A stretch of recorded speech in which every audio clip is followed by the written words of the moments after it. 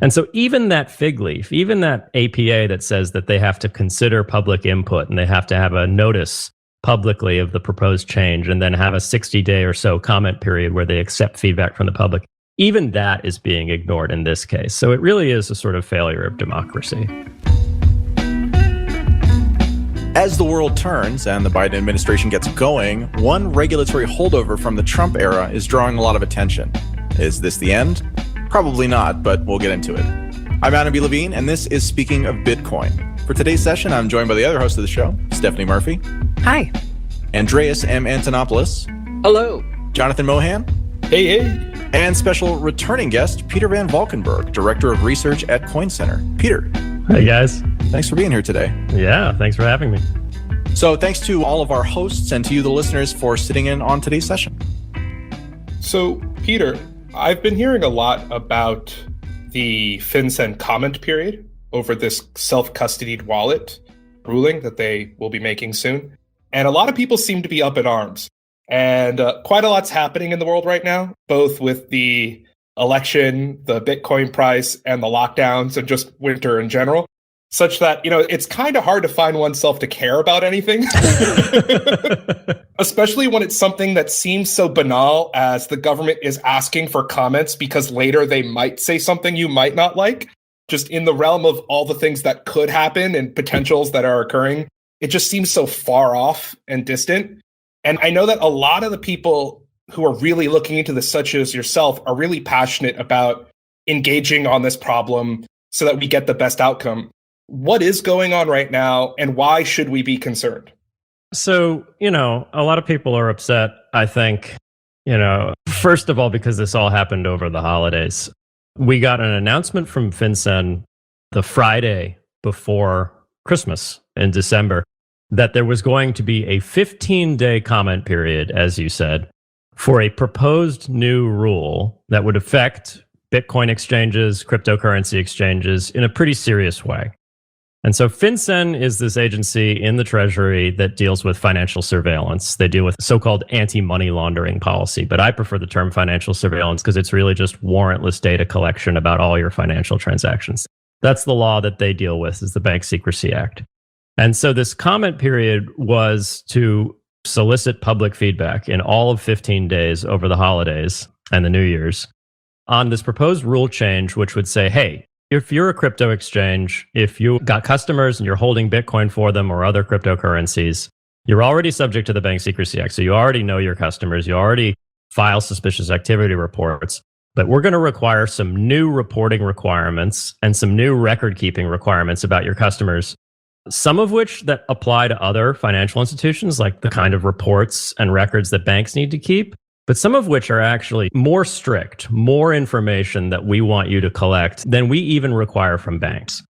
And there's one particular requirement that they were proposing in that rulemaking that basically would be very, very difficult for exchanges to be able to meet. And so it would lead to exchanges effectively choosing probably not to transact in certain ways. Because what that requirement was this. It says, if your customer is starting a transaction or receiving a transaction on, say, the Bitcoin network or any other cryptocurrency, you need to know that the transaction is either coming from another financial institution, like Kraken to CoinBase, or going to another financial institution, CoinBase to Kraken. And if it's not, you need to know the name and physical address of the individual that it's coming or going to. So we're talking just a regular old Bitcoin, wallet that I might have on a Ledger or a Trezor or something like that, or just on an iPhone Touch. If I'm sending transactions from that wallet to Coinbase, Coinbase would need to know my name and physical address. And I mean to a customer at Coinbase, a person who I'm actually paying. And, as I don't need to tell you guys at all, that's not how the Bitcoin network works. The Bitcoin network has Bitcoin addresses, and it has signatures to prove that you are the, sort of rightful person to be controlling the funds in those addresses, or to control the UTXOs, to be more specific. So there's no name and physical address field in a Bitcoin transaction. Right. In fact, it doesn't even have to be a flesh and blood person receiving the transaction. It could be a smart contract and something like that. Exactly. Good luck finding the name and physical address of any kind of, payable machine or smart contract on any of these cryptocurrency networks. So can we just put Vitalik Buterin, one Ethereum Foundation drive? No, that doesn't work. For all smart contracts. For all smart contracts. He's going to have quite the dossier at Treasury. Yeah, no. So this breaks the way these networks work. And you could say, well, exchanges could just allow you to transfer to your own wallet that you host yourself, and then you could go and interact with smart contracts. But this is sort of like an added level of complexity to using something like a smart contract or paying an individual who's not yourself. And it's not just an added level of complexity and bad for that reason. It's bad because it's not equal treatment with traditional financial institutions. So when you remove cash from your bank account, or even when you send a wire from your bank account, the record-keeping requirements are flexible. The bank has to record all of the information you gave them about the transaction, but there's certain fields, like the recipient of the transaction, where they only need to record the name and physical address, for example, if that information is available. And so the law makes these excuses, if you will, for incomplete information at traditional financial institutions like banks. So why would we not get the same excuses at, Bitcoin financial institutions? And it seems as though there's just wasn't interest in providing that kind of flexibility to the crypto world that there is in the traditional financial world, where most of the money laundering actually takes place. But also, showing its true colors, where customer surveillance or consumer protections comes into play, seems like the state tends to choose surveillance over consumer protections.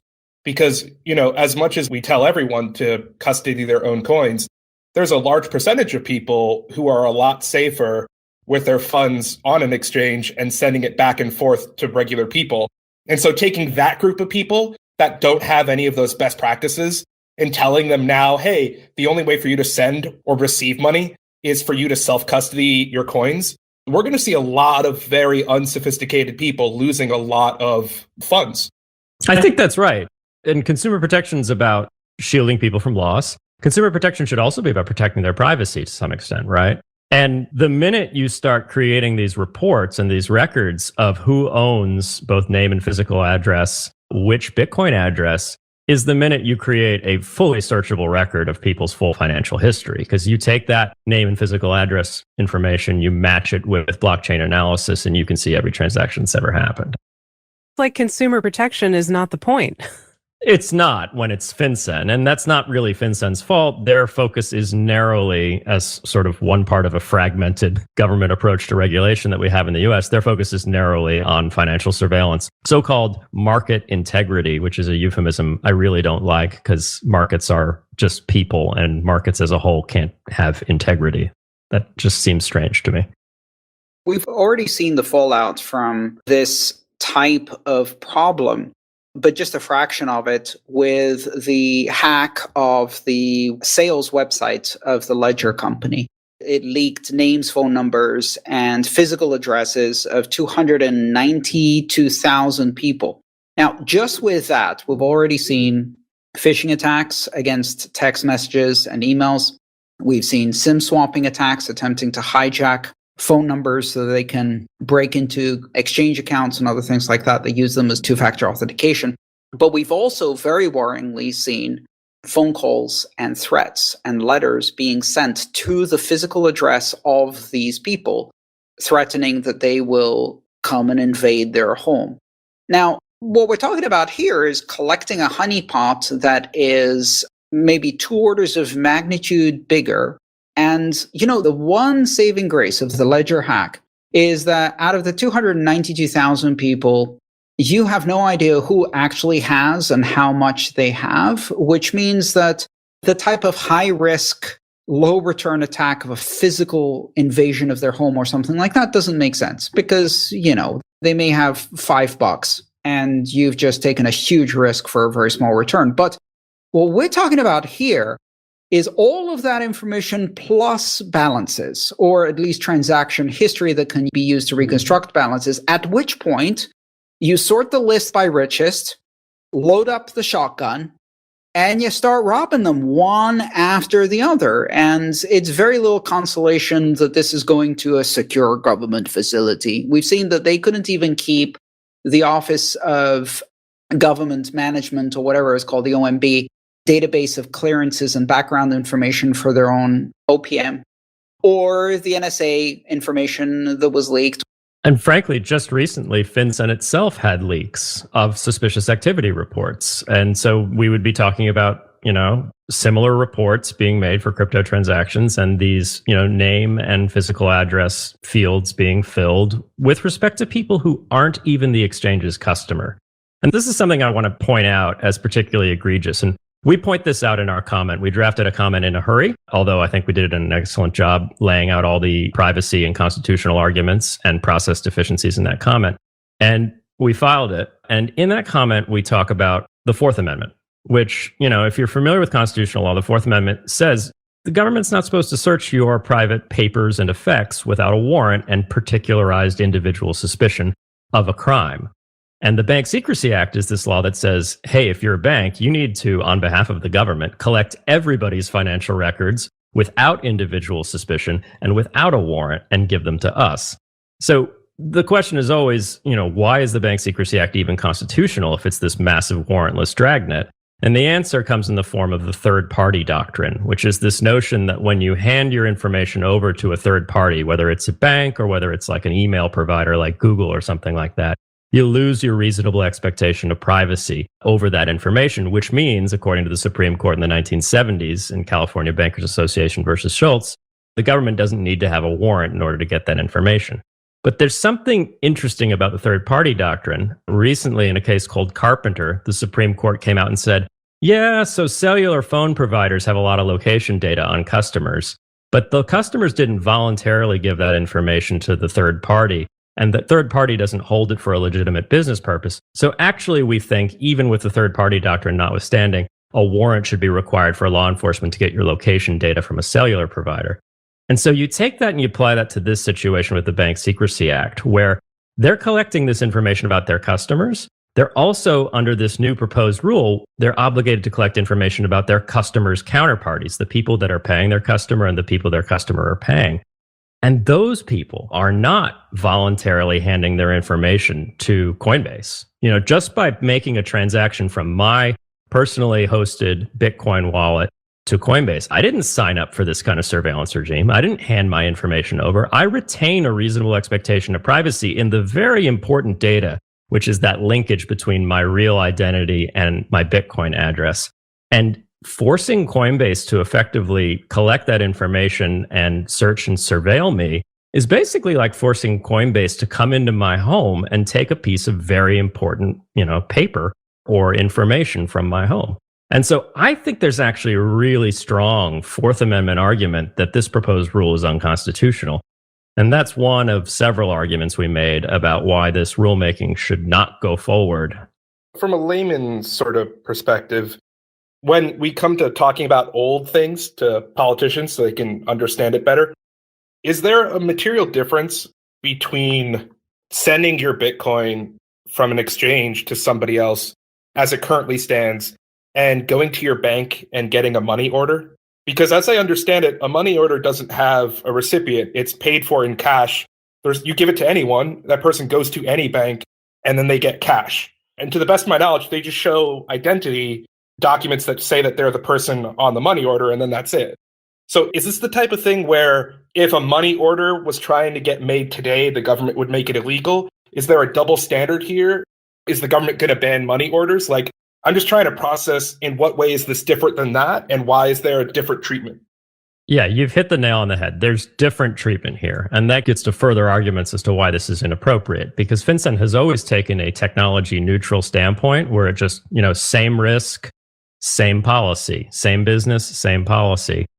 And this breaks with that. It says special treatment for certain types of businesses, even if the risks are the same. Because you're spot on that a cashier's check, many types of money orders, even a personal check, if it's, say, got endorsed to several other people along the chain, because you can do that. You can sign a check over to someone else. You can make a check out to cash. These are all effectively bearer instruments, and the bank has no idea where they're going to end up, which is why the regulations are flexible with respect to the information the bank needs to collect about those transactions. Now, there is a special report that is triggered when you deal with these so-called bearer instruments or monetary instruments, and it's called a currency transaction report. So if you take more than $10,000 in cash out of your bank, or you ask for a $10,000 or more cashier's check, or you get one of these money orders to cash that's over $10,000, in all those situations, the bank isn't going to know who you're paying, and that's accepted and acceptable by the regulator. But the bank is going to be obligated to file a report saying, hey, my customer just moved a lot of liquid funds. And that's going to raise suspicion about your activities. And, we can argue about whether this is good policy or not, but that's the way things are for similar instruments to Bitcoin. And so, if all of this rulemaking was saying, let's apply the same currency transaction report requirement to Bitcoin transactions, it would extend the surveillance regime. And so that gives me agita, if you will, but at least it would be equal treatment. Instead, this is saying, let's have the reporting requirement for transactions over 10,000. And for any transaction over 3,000, a completely lower threshold, you also need to know the physical address and name of the person your customer is ultimately paying with those funds. So it's just unacceptable that it's this unbalanced playing field. I think there's another little hidden nugget in there, which is the $10,000 amount and now the $3,000 amount. Because when the BSA was passed in, 1971, the amount was hard-coded, not indexed to inflation, not adjusted for purchasing power, nothing. And so, yeah, sure, 10,000 in 1970s dollars, huge amount of money. Now, can't even buy a quarter of a car, according to the latest statistics. So what's changed is that they put these hard-coded numbers in there and then let inflation do its job so that essentially the banks are playing this regulatory limbo where the bar keeps getting lower and lower and lower, and the banks are contorting themselves for a greater and greater and greater percentage of the transactions that go through them simply through monetary inflation. And they're doing the same thing with the 3,000. 3,000 today, but 3,000 in 10 years' time is going to be, 2 lattes? Yeah, especially with the quantitative easing that's going on. Andreas, what we should really be asking for, although we'd never get it, is that they hard code the numbers, but in Bitcoin as the numeraire. You know what? I'd like a different one. Let's hard code the numbers so that they're multiples of federal minimum wage for an hour. So what you say is you have to do a suspicious activity report if it's more than 700 hours of the federal minimum wage. We'll watch them have to change that too. So we've actually already averted the worst case scenario, which is good news. The worst case scenario was that Secretary Mnuchin, former Secretary Mnuchin now, his treasury would finalize that rulemaking 15 days after it was announced, which would have been before the new administration came in, the Biden administration. And once that rulemaking is finalized, it becomes, effectively like law. You'd need to create a whole new proposed rulemaking to overturn it. There'd be a whole process. And even if the incoming Biden administration is less hungry for this kind of record keeping, which there's arguments that they might be a little less focused on this particular rule, they would have to go through this process of reopening and changing something that's already law. So unlikely to happen. Now, fortunately, in part, I think because of the deluge of comments and many very good comments that FinCEN received in the rulemaking. We filed 2. The Electronic Frontier Foundation filed a great comment. DCI at MIT filed an excellent comment. And there were, as I said, 7,000 comments in total, which is more than FinCEN's ever gotten. FinCEN normally only gets comments from a few financial institutions. I remember reading somewhere that in the past 10 years, this one comment period has received 70% of all public comments that FinCEN has ever received. That sounds right. And the reason why this is important is they're obligated under the Administrative Procedure Act to read and consider every comment. Now, they could claim that they've hired a whole bunch of temps or something, I suppose, but it starts to look very disingenuous if after a 15-day comment period, you come out with a final rule a day later and say, yeah, we read all 7,000 comments.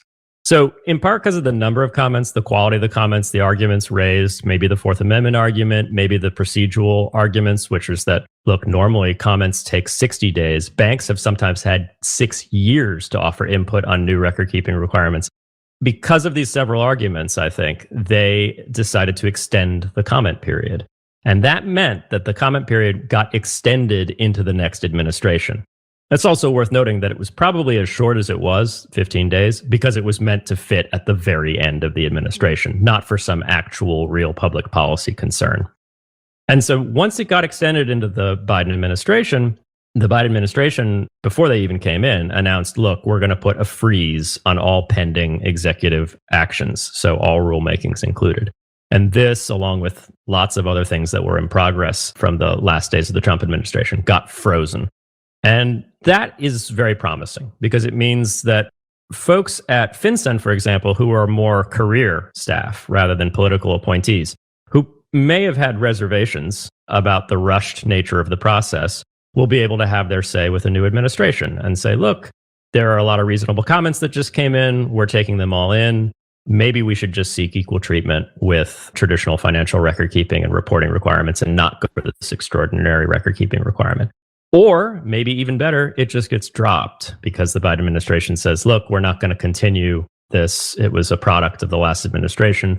We might do something on our own down the road, but we're going to drop this one for now. I have some insight into why Mnuchin chose to do a 15-day comment period. It has to do with the background of former Secretary Mnuchin. And you see, most people don't remember that Mnuchin is the same who made millions and millions of dollars from robo-signing mortgage foreclosures and then managed to get away with it without ending up in prison, as he very much should have. So maybe what he was thinking was that he could robo-process all of these comments with the same degree of disregard for due process, common decency, and humanity as he did when he was previously a That's just my interpretation and opinion, of course. Just in case we forgot who he was. Thank you for that, Andreas. What is the process for making a comment in a public comment period such as this? Like, do tweets count as a public comment, or do you have to write them a letter? I had the same question. I asked if you can attach images. Yeah, I'm curious about that. You could submit a PDF with some images if you wanted. It's a good question. Sometimes they just open an email address and say, email us. They didn't in this case, which made it a little tricky to get them to be deluged with comments because it would have been easier to just set up a form that manufactures emails. This time it was a really difficult to use, probably PHP form on a website where you can upload a PDF. And just in general, on the process of soliciting comments. So to your listeners who aren't familiar with the administrative law procedures, this is a way to really get the numbers juiced on your subscribers. We appreciate it, Peter. For people who aren't familiar, you're like, what is this? I thought Congress makes laws. You are right. Congress is supposed to set policy. Congress is supposed to be the democratically elected people who are accountable to the public, who decide important consequential things about the way our government works, including things like whether your privacy is going to be violated or not, right? Well, unfortunately, Congress kind of abdicates its job quite often, creates a broad statute that empowers a branch of the executive government, so Treasury in this case, with sort of a lot of power to rewrite rules. And that's not technically lawmaking because that would be wrong. That would violate the separation of powers. That's the job of the legislature, not the executive. But it's basically what's happening. And in the 1950s, in response to the explosion of the administrative agencies and the number of rules that were being made by people who aren't democratically elected representatives, we passed the Administrative Procedure Act, which says, look, if we're going to have these technocrat bureaus making law effectively, it at least needs to be done in a transparent process that respects input from the public. It was sort of a fig leaf for democracy because honestly, they just get to listen to your comments. They don't have to really take them to heart. So there's no voting involved here. But it was at least something in a process that was otherwise a complete black box as to how new rules get put in place. And so even that fig leaf, even that APA that says that they have to consider public input and they have to have a notice publicly of the proposed change and then have a 60-day or so comment period where they accept feedback from the public, even that is being ignored in this case. So it really is a sort of failure of democracy. I think that this demonstrates the anti-fragility and growth of Bitcoin, because the last time Bitcoin was attacked by a website written predominantly in PHP, it was Mt. Gox. So, Peter, this has been great. We really appreciate your time today. And as we wrap, I'd like to get your take on one thing. So Janet Yellen, former Fed chair and current nominee for Treasury in the new Biden administration, recently said something to the effect of, I think crypto is mainly used for illicit financing, with specifically a reference to terrorist activity and things like that. This comes at a time when tensions are kind of high around like what's going to happen with Bitcoin. And it comes sort of as a contrast to what we've seen from some of the industry surveillance companies out there like Chainalysis, which, in a recent report basically said that about 0.34% of all activity across Bitcoin is actually illicit activity. So, I mean, like, what is your expectation for kind of the approach that we're going to see from this new administration? I appreciate that I'm asking you to pull out your crystal ball here. So just best guesses only. No, it's a totally fair question. But I think the quote that is being spread around as sort of ominous, as an ominous sign for what we'd expect from a Secretary Yellen going forward, is an overstatement of her position. In her written testimony and in written responses to, additional questions about digital assets and things like this, she took a much more balanced view. She said, and I'm quoting now, we need to look at the potential they have to improve the efficiency of the financial system.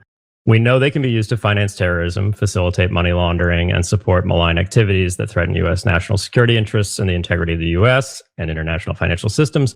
And I think we need to look closely at how to encourage their use for more legitimate activities. So, this is the kind of typical balanced approach we would expect from a regulator who is tasked with stopping money laundering and stopping terrorist financing, to say, look, there are legitimate uses, there's ways to encourage responsible innovation, but they're going to be focused on these things, and that's their job, and that's reasonable. And it's the job of organizations like CoinCenter to effectively lobby them. We don't lobby on behalf of any companies. We lobby on behalf of the raw technology itself, the protocol that's so well documented and described by Andreas. That's what we go to do, is to educate people about how the tech works and why there are really promising use cases, why this is something that will ultimately be a boon for human dignity and privacy and a healthy America. And so I did want to get in a quick plug before you let me go. If you are interested in supporting our work at CoinCenter so we can keep churning out comments over Christmas holidays and doing our other activities, we're really excited to announce that through the month of February, Grayscale Investments is going to be doing a matching campaign. For every donation put in, you'll double your money through Grayscale, basically, up to $1 million of a donation to CoinCenter. So now's a really good time to support us if you think the work we do is important. Send Janet Yellen a Valentine's card this February by funding CoinCenter to shut down her craziest ideas. So what you can do is donate in the name of Janet Yellen to CoinCenter. Peter, just to clarify for those who are thinking in the past calendar year, that matching program lasts through December of 2021. No. It's through February of this year. It's just the month of February. Peter, if people want to find the website, if people want to support the work, where should we be going to? You can find all our public policy resources and make a donation on coincenter.org. And CoinCenter is 501c3, right? Well, no, we're a 501c4, which allows us to do more direct lobbying of folks, but it's not tax deductible to the donor then. Okay, so then you're not giving any additional tax write-offs to Janet Yellen should you donate in her name. So go ahead and do that. And then for those who have not been following CoinCenter as heavily as they should, they have been one of, if not the most prominent, long-lasting advocacy groups that are nonpartisan for the betterment of Bitcoin and the cryptocurrency community, sort of bar none. And I'll say that in the early days, we all thought that that might have been the Bitcoin Foundation, and a lot of what CoinCenter came to be came out of what people thought the best of the Bitcoin Foundation could be. And I'm telling you, Peter, in hindsight, though, I won't betray my past self, I do wish right now I had 3.5 Bitcoin to give to CoinCenter instead of the lifetime membership I got to the Bitcoin Foundation. And that's a wrap on another episode of Speaking of Bitcoin. Today's episode featured Peter VanValkenburgh, Stephanie Murphy, Andreas M. Antonopoulos, Jonathan Mohan, and myself, Adam B. Levine. This episode was edited by Jonas and featured music by Jared Rubens. Thanks to all the hosts for the time today, and to all our listeners, stay tuned for our next episode.